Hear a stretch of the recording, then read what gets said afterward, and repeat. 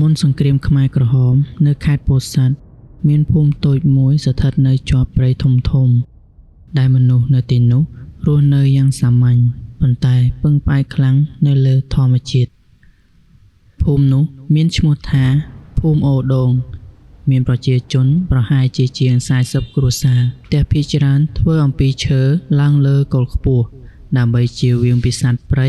និងទឹកជំនន់នៅពេលព្រឹកមនុស្សភាគច្រើនភ្ញាក់ពីព្រលឹម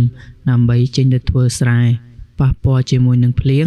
ខ្យល់និងព្រះអាទិត្យដោយមិនខ្លាចនោះឡើយមនុស្សនៅទីនោះមានជំនាញច្រើនដូចជាកាប់ឈើប្រមាញ់សត្វចូលព្រៃរកថ្នាំបុរាណប្រមូលឫស្សីនិងផ្លែឈើព្រៃជាដើមមានបុរសម្នាក់ឈ្មោះថាតាមុនជាមនុស្សចាស់ដែលគេគោរពណាស់ព្រោះគាត់ស្គាល់ថ្នាំព្រៃច្រើនគាត់អាចព្យាបាលជំងឺដោយប្រើឫសឈើនិងស្លឹកឈើពេលមានអ្នកឈឺគេតែងតែទៅរកគាត់ជានិច្ចមានបុរសវ័យក្មេងម្នាក់ឈ្មោះថាសានដែលមានកម្លាំងខ្លាំងនិងជាអ្នកប្រមាញ់សត្វដ៏ល្អបំផុតនៅក្នុងភូមិគាត់អាចបាញ់កាំភ្លើងបានយ៉ាងស្ទាត់ជំនាញនិងដឹងផ្លូវច្បាស់នៅក្នុងព្រៃជារៀងរាល់ថ្ងៃសាននឹងចូលព្រៃជាមួយមិត្តភ័ក្តិដើម្បីបរបាញ់សត្វដូចជាក្តាន់ជ្រូកព្រៃនិងមាន់ព្រៃជាដើម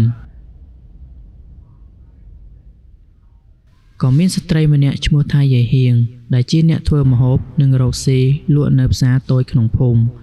នាងយកសាច់សត្វពីអ្នកប្រមាញ់មកចម្អិននិងលក់ជាអាហារមនុស្សភាគច្រើននៅក្នុងភូមិនេះរស់នៅដោយការផ្លាស់ប្ដូរទំនិញមិនសូវប្រើប្រាស់ប្រាក់នោះទេពេលល្ងាចពេលព្រះអាទិត្យលិចក្រោយភ្នំសំឡេងសត្វព្រៃចាប់ផ្ដើមលាន់បន្លឺឡើងសត្វស្វាក្អែកនិងសត្វផ្សេងៗក្មេងៗនឹងរត់ចូលផ្ទះមនុស្សចាស់ៗនៅអង្គុយជុំវិញភ្លើងដើម្បីនិយាយរឿងចាស់ៗ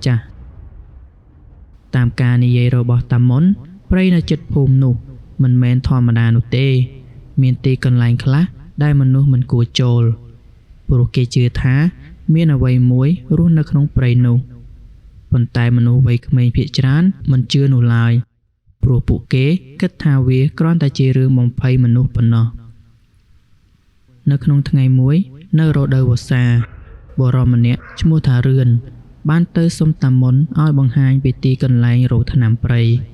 ព្រោះម្ដាយរបស់គាត់កំពុងតែដេកឈឺធ្ងន់តាមុនបានព្រមប៉ុន្តែគាត់បានប្រមានថាកុំចូលជ្រៅពេកមានទីកន្លែងខ្លះគ្មាននរណាធ្លាប់ត្រឡប់មកវិញនោះឡើយរឿនមិនសូវជឿនោះទេ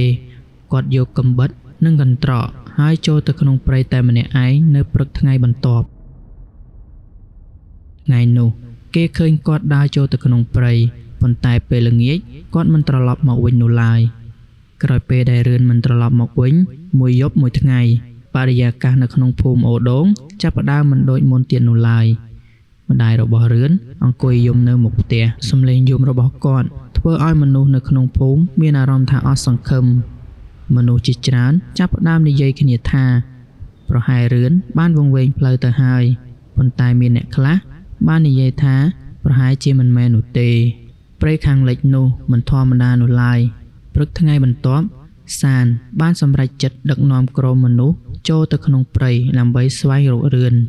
មានអ្នកស្ម័គ្រចិត្តទៅជាមួយគាត់រហូតទៅដល់7នាក់រួមមានច័ន្ទជាអ្នកកាប់ឈើវុធីអ្នកប្រមាញ់វ័យក្មេងសោមបុរសក្លាហាននិងបុរសចាស់2នាក់ទៀតដែលស្គាល់ផ្លូវព្រៃច្បាស់មុនចេញដំណើរតាមុនបានយកខ្សែអំបោះក្រហមមកចងដៃឲ្យពួកគេហើយនិយាយតិចៗថាបើឮសំឡេងអ្វីហៅកុំតបឲ្យសោះបើឃើញអ្វីមិនធម្មតាកុំរត់ចែកផ្លូវគ្នាពួកគេមើលមុខគ្នាបន្តិចមានអារម្មណ៍ថាចម្លែកប៉ុន្តែគ្មានអ្នកណាចង់បង្ហាញភាពភ័យខ្លាចនោះឡើយព្រៃនោះនៅពេលព្រឹកមើលទៅស្រស់ស្អាតខ្លាំងណាស់ប៉ុន្តែពេលពួកគេចូលទៅជ្រៅកាន់តែខ្លាំងពន្លឺព្រះអាទិត្យចាប់ផ្ដើមមិនអាចជះពន្លឺទៅដល់ក្នុងនោះទេសំឡេងសត្វចាប់ផ្ដើមស្ងប់ស្ងាត់ខុសប្លែកពីធម្មតាខ្យល់ចាប់ផ្ដើមត្រជាក់ស្លឹកឈើក៏មិនមានខ្យល់អ្វីបោកបក់ខុសពីធម្មតាផងដែរវុធីនិយាយតិចៗថាហេតុអ្វីក៏ស្ងប់ស្ងាត់បែបនេះតានមិនបានឆ្លើយនោះទេប៉ុន្តែគេដើរនៅខាងមុខជាអ្នកដឹកនាំពួកគេរកឃើញសញ្ញាខ្លះៗ ស្នាមជើងមនុស្សដែលគេជឿថាជារឿនប៉ុន្តែស្នាមជើងនោះមិនច្បាស់លាស់នោះទេដូចជាមនុស្សកំពុងតែរត់ឬត្រូវអ្វីមួយបង្ខំឲ្យគេរត់អញ្ចឹងបន្តិចក្រោយពួកគេឃើញកន្ត្រករបស់រឿនធ្លាក់នៅលើដីខាងក្នុងមានស្លឹកថ្នាំខ្លះប៉ុន្តែមានស្នាមឈាមតិចៗនៅលើវា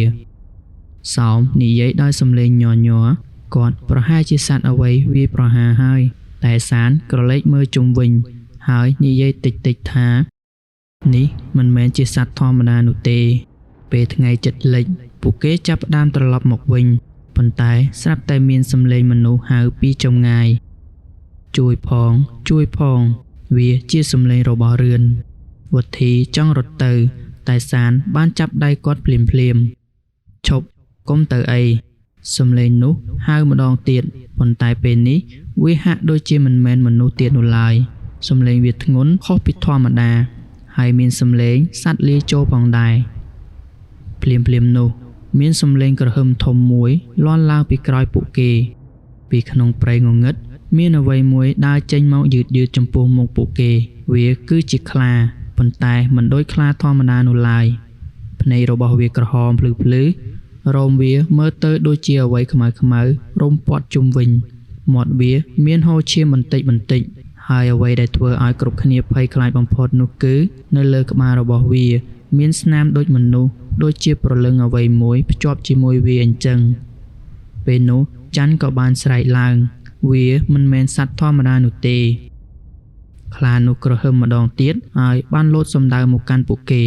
អ្វីកើតឡើងលឿនណាស់វុធីត្រូវបានវាទះចំមួយដៃដួលត្រឡប់ត្រលិនចំណែកឯច័ន្ទក៏រត់គេចតែត្រូវវាខំចំកញ្ចឹងកភ្លាមសោមបានបាញ់កំភ្លើងទៅកាន់វាតែក្រកកំភ្លើងមិនអាចធ្វើអ្វីវាបាននោះទេសានក៏ចាប់ផ្ដើមស្រែករត់នាំគ្នារត់ទៅកុំឈប់ឲ្យសោះមនុស្ស7នាក់នៅសល់តែ3នាក់ដែលអាចរត់គេចចេញពីព្រៃនោះបានពេលពួកគេចេញទៅដល់ក្នុងភូមិពួកគេពិបាកដកដង្ហើមភ្នែកពោពេញទៅដោយការភ័យខ្លាចមនុស្សនៅក្នុងភូមិប្រមូលគ្នាមើលហើយសួរឡើងថាតើរកឃើញរឿនដែរឬទេសានឈប់មួយផ្លែតមុននឹងនិយាយទៅកាន់ពួកខ្ញុំមិនអាចជួយរឿនបានទេហើយគាត់បានបន្ថែមសំឡេងតិចថាមានខ្លាមួយនៅក្នុងព្រៃហើយវាមិនមែនជាខ្លាធម្មតានោះទេវាគឺជាព្រាយខ្លាក្រោយពីថ្ងៃនោះមនុស្សនៅក្នុងភូមិគ្មាននរណាហ៊ានចូលព្រៃនោះទៀតនោះឡើយនៅពេលយប់ចាប់ផ្ដើមឮសំឡេងក្រហឹមពីចម្ងាយមានសត្វចិញ្ចឹមចាប់ផ្ដើមបាត់ខ្លួនហើយម្ដងម្កាលមានអ្នកឮសំឡេងមនុស្សហៅពីក្នុងព្រៃផងដែរភូមិទាំងមូលធ្លាក់ចូលនៅក្នុងភាពភ័យខ្លាចរហូតដល់ថ្ងៃមួយតាមុនបាននិយាយថាមានមនុស្សម្នាក់អាចជួយពួកយើងបានគាត់គឺជាគ្រូអាគមម្នាក់ខ្លាំងណាស់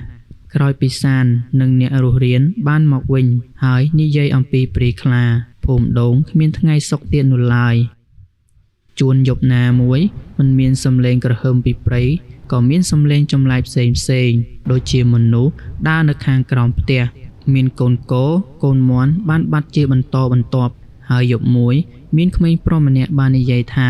គាត់ឃើញភ្នែកក្រហមពីក្រោយផ្ទះមនុស្សទាំងភូមិចាប់ផ្ដើមជឿថាអ្វីដែលសានបានឃើញមិនមែនជារឿងបំភ័យពួកយើងនោះទេវាគឺជារឿងពិតតាមុនបានហៅមនុស្សចាស់មកប្រជុំក្រោមដើមឈើធំមួយគាត់និយាយដោយសំឡេងធ្ងន់ទៅកាន់ពួកគេថាព្រាយខ្លានេះមិនមែនកើតឡើងដោយធម្មជាតិនោះទេវាប្រហែលជាបានស៊ីមនុស្សមិនតិចនោះឡើយមនុស្សមួយចំនួនចាប់ផ្ដើមញ័រខ្លួនមានគ្រូអាគមម្នាក់ប្រហែលជាធ្វើដំណើរ2ថ្ងៃទៅដល់ភូមិគាត់ហើយគាត់មានឈ្មោះថាគ្រូសានវីរៈគាត់អាចកម្ចាត់ប្រពួកព្រាយខ្លានេះបានសានមើលទៅមុខលោកតាមុនហើយនិយាយថាបើមិនទៅរកគាត់យើងទាំងអស់គ្នានឹងស្លាប់ចុងក្រោយគេចាត់មនុស្ស4នាក់សានវុធីដែលរងរបួសតិចនិងបុរស2នាក់ទៀតដើម្បីធ្វើដំណើរទៅរកគ្រូអាគម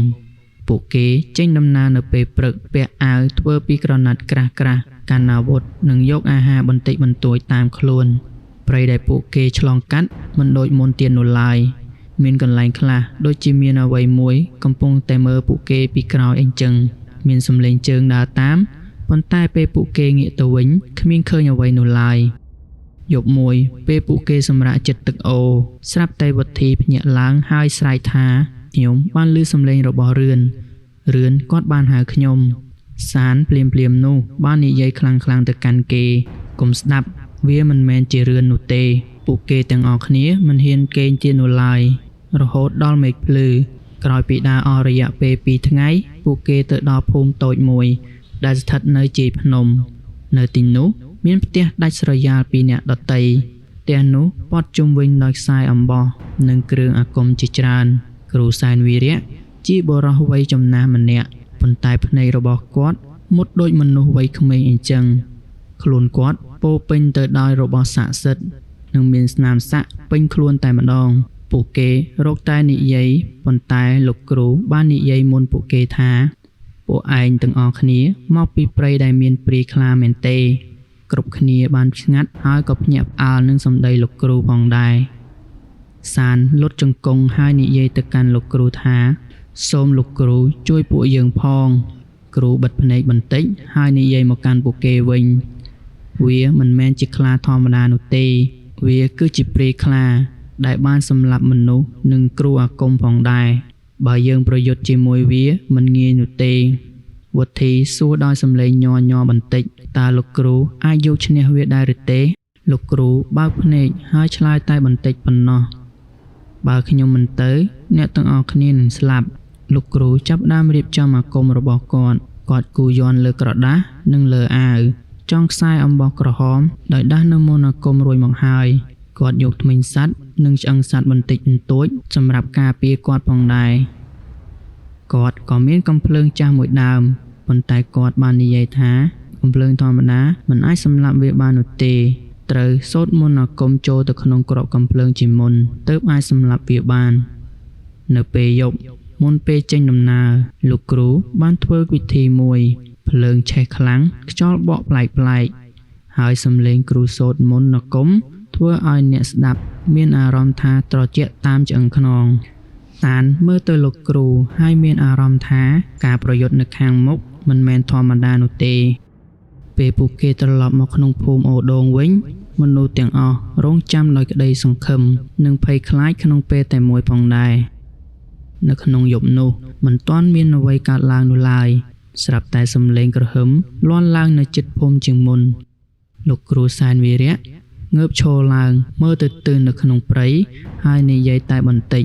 វាចាប់ផ្ដើមមកហើយយប់នោះអាកាសធាតុប្លែកខ្លាំងចលមិនបានបក់ខ្លាំងនោះទេតែស្លឹកឈើរំញ័រដូចមានអ្វីមួយទៅរង្គើវាអញ្ចឹងលើងគោលនៅក្នុងភូមិឆេះខ្សោយដូចជាត្រូវអ្វីបោកបក់វាអញ្ចឹង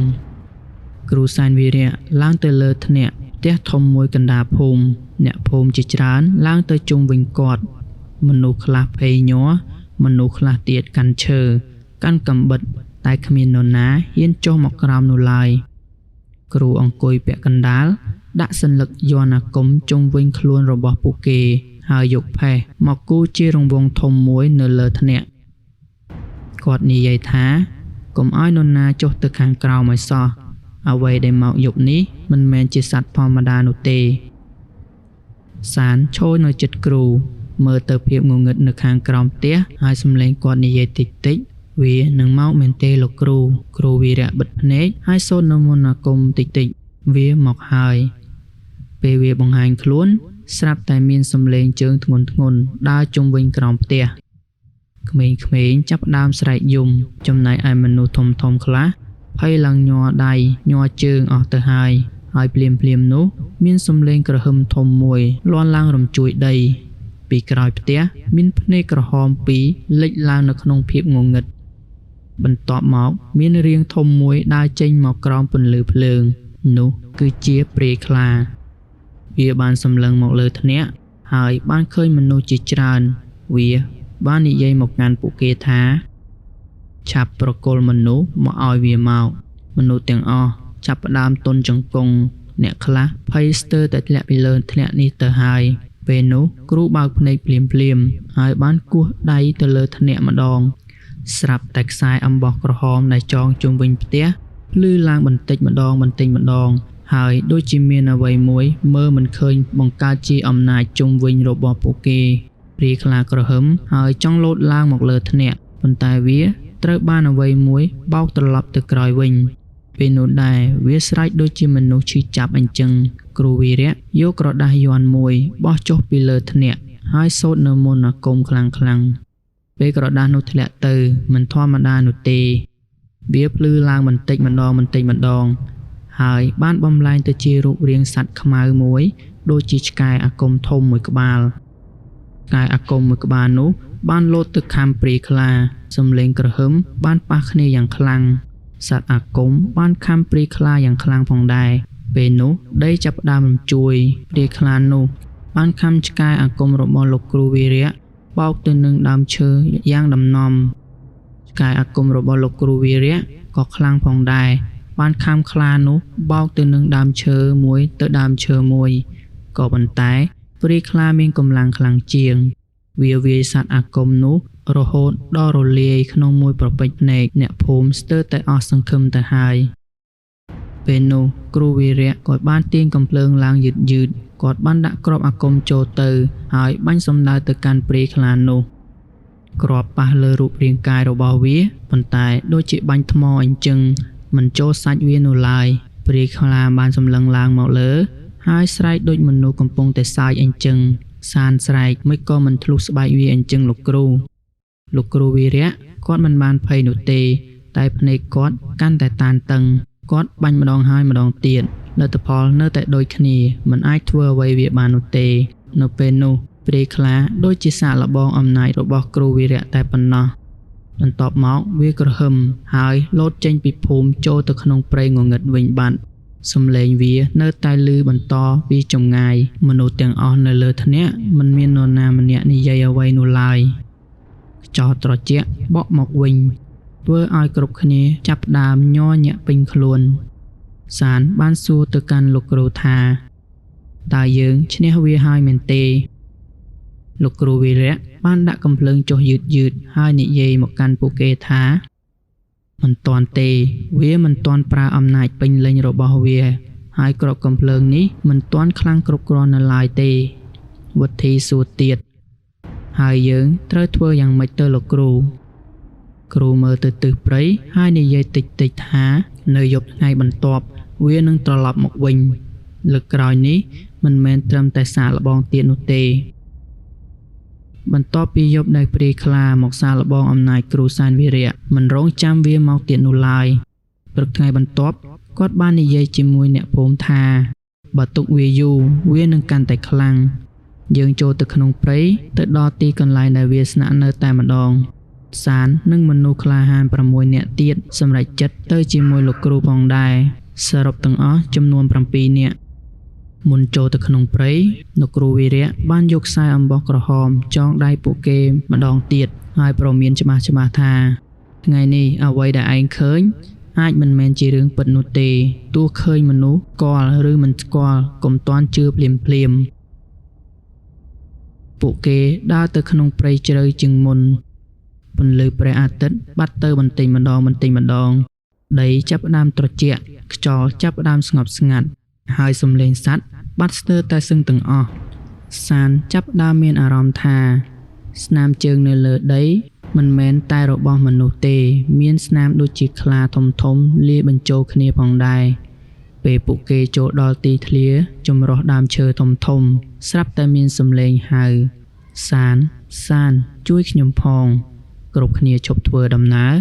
នៅចំពោះមុខពួកគេមានមនុស្សម្នាក់ដើរចេញពីក្រោយដើមឈើធំមួយវាគឺជារឿនមុខគាត់ស្លេកស្លាំងសម្លៀកបំពាក់រហែកមានឈាមជាប់តិចភ្នែកគាត់មើលមកដោយសេចក្តីសោកស្ដាយពេលនោះវុធីស្ទុះទៅភ្លាមរឿនឯងនៅរស់មែនទេតែភ្លាមនោះគ្រូសែនវីរៈក៏បានស្រែកខ្លាំងទៅកាន់គេឈប់កុំទៅចិត្តវាឲ្យសោះរឿនញញឹមបន្តិចការញញឹមនោះមិនដូចជាមនុស្សនោះទេបន្ទាប់មកសំឡេងរឿនក៏បានផ្លាស់ប្ដូរคล้ายទៅជាសំឡេងធ្ងន់ពួកឯងទាំងអស់គ្នាមកជួយយើងមែនទេភ្លាមនោះ រាងកាយរបស់រឿនក៏ចាប់ផ្ដើមផ្លាស់ប្ដូរសាច់របស់គេចាប់ផ្ដើមធ្លាក់ម្ដុំឆ្អឹងបានបង្ហាញចេញមកខាងក្រៅពេលនោះហើយរោមខ្មៅបានចេញពីខ្លួនរបស់គេមកក្នុងមួយប្រពេចភ្នែកវាប្រែទៅជាព្រាយខ្លាដ៏ធំនិងគួរឲ្យខ្លាចមួយភ្នែកវាក្រហមភ្លឺមាត់ពោពេញទៅដោយឈាមហើយសំឡេងវាលាន់ដូចមនុស្សនិងសត្វលាយឡំគ្នាគ្រូចាប់ផ្ដើមឈរនៅកណ្ដាលគាត់សូត្រនៅមន្តអាគមខ្លាំងហើយគូរង្វង់អាគមនៅលើដីពួកឯងកុំចេញពីរង្វង់នេះឲ្យសោះព្រាយខ្លាចាប់ផ្ដើមលោតមកវាយប្រហារពួកគេប៉ុន្តែប៉ះនឹងអំណាចអាគមវាត្រូវបានបោកត្រឡប់ទៅវិញវាក្រហឹមខ្លាំងហើយបង្កើតនៅរូបមនុស្សជាច្រើនមានដូចជាច័ន្ទសោមមនុស្សដែលបានស្លាប់ពីមុននោះឯងពួកគេបានដើរជុំវិញដូចជាមនុស្សរស់អញ្ចឹងសំឡេងពួកគេសុំជំនួយស្រែកដោយការឈឺចាប់មនុស្សនៅក្នុងក្រុមចាប់ផ្ដើមភ័យច្របូកច្របល់មនុស្សម្នាក់មិនអាចទប់អារម្មណ៍បានក៏រត់ចេញពីរង្វង់អាគមភ្លាមនោះក៏បានលោតកន្ទ្រឹបខំគេក្នុងមួយប្រពេចភ្នែកឈាមស្រោចនៅលើដីសំឡេងស្រែកដោយការឈឺចាប់នៅចំពោះមុខពួកគេលោកគ្រូវីរៈបានបោះយ័ន្តម្ដងទៀតបង្កើតសត្វអាគមមួយពេលនេះដូចជាខ្លាអាគមភ្លើងវាស្ទុះទៅប្រយុទ្ធភ្លើងប៉ះជាមួយអំណាចខ្មៅរបស់ព្រាយខ្លាព្រៃទាំងមូលបានភ្លឺឡើងបន្តិចប៉ុន្តែព្រាយខ្លាខ្លាំងជាងមុនវាបានខំតតាំងជាមួយខ្លាអាគមរបស់លោកគ្រូលុះរហូតខ្លាអាគមក្រោកឈរលេងបានលោកគ្រូវីរៈដឹងថាអាគមធម្មតាមិនអាចឈ្នះវាបានទៀតនោះឡើយលោកគ្រូវីរៈក៏បានលើកកំភ្លើងឡើងសូត្រនៅមន្តអាគមហើយបានបាញ់ទៅកាន់ព្រាយខ្លានោះគ្រាប់ប៉ះនៅលើរូបរាងកាយរបស់វាតែដូចជាគ្មានអធិពលចំពោះវានោះឡើយគាត់បាញ់ម្ដងហើយម្ដងទៀតនៅពេលដែលបាញ់វាមិនមុតបែបនេះព្រាយខ្លាក៏បានសើចនៅសំឡេងធ្ងន់ហើយនៅតែព្យាយាមលោតមកកន្ត្រោងក្នុងវងអាគមរបស់លោកគ្រូវីរៈលោកគ្រូវីរៈគាត់បានដឹងថាវាគឺជាពេលសម្រេចចិត្តមួយគាត់យកគ្រាប់កំភ្លើងមួយចុងក្រោយដាក់នៅលើដៃហើយសូត្រនៅមន្តវិជ្ជាអាគមរបស់គាត់យូរជាងមុនសំឡេងគោលាន់ចាប់ផ្ដើមរំជួយពេញព្រៃខ្យល់ពេលនោះចាប់ផ្ដើមបក់បុកខ្លាំងស្លឹកឈើចាប់ផ្ដើមធ្លាក់ប្រៀបដូចជាមេឃកំពុងតែព្យុះអញ្ចឹងភ្នែករបស់គ្រូវីរៈចាប់ផ្ដើមបើកធំពោពេញទៅដោយអំណាចព្រលឹងអាក្រក់ឯងឆាប់ត្រឡប់ទៅកន្លែងដើមឯងវិញទៅព្រាយខ្លាលោតមកជិតរង្វង់នោះម្ដងទៀតដូចជាចង់សម្លាប់ពួកគេទាំងអស់លោកគ្រូវីរៈក៏បានបាញ់គេមួយគ្រាប់ចុងក្រោយលើកនេះគ្រាប់បានចូលចំកណ្ដាលក្បាលរបស់វាព្រាយខ្លាបានស្រែកប្រៀបដូចជាភ្នំកំពុងផ្ទុះអញ្ចឹងរាងកាយរបស់វាបានដួលនៅស្ដោកស្ដឹងចំពោះមុខពួកគេវាបានប្រែក្លាយពីព្រាយខ្លាទៅជាមនុស្សទៅជាអ្វីមិនច្បាស់លាស់នោះទេរូបរបស់រឿនលេចឡើងមួយផ្លែតមុននឹងរលាយคล้ายទៅជាផ្សែងពន្លឺខ្មៅចេញពីរាងកាយរបស់វាហើយបានរសាត់ទៅតាមខ្យល់បាត់ទៅ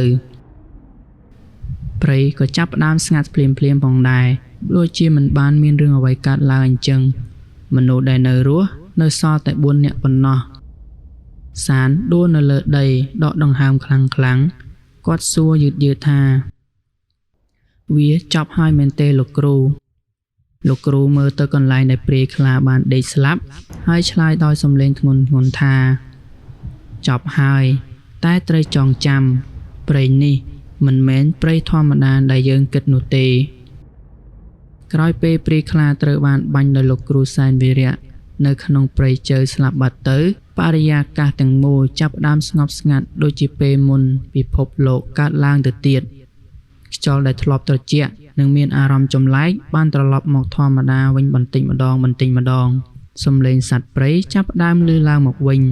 តែជាសំឡេងធម្មតានោះទេមិនមែនសំឡេងគួរឲ្យខ្លាចភ័យនោះឡើយនៅលើដីព្រៃ